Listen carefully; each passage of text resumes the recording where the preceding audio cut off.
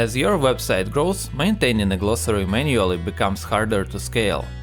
The e-commerce version of the CM Tooltip Glossary plugin allows you to automate both term discovery and definition creation using AI. In this video, we will look at how to scan your content and automatically create glossary definitions with minimal admin involvement. To get started, open the e-commerce settings tab.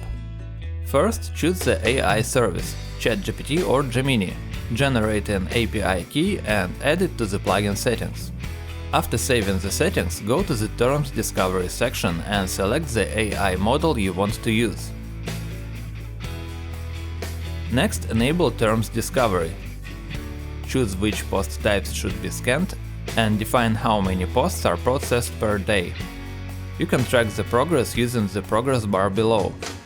You can also customize the discovery prompt to focus on specific topics and limit how many terms are extracted from each post.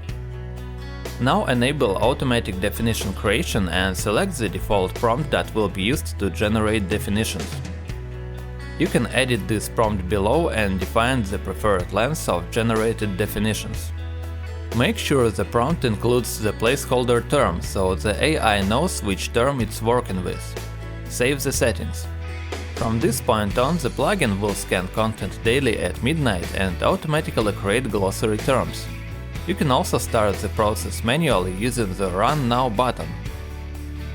If you want to scan a specific post immediately, open it and click Run Scan in the meta box.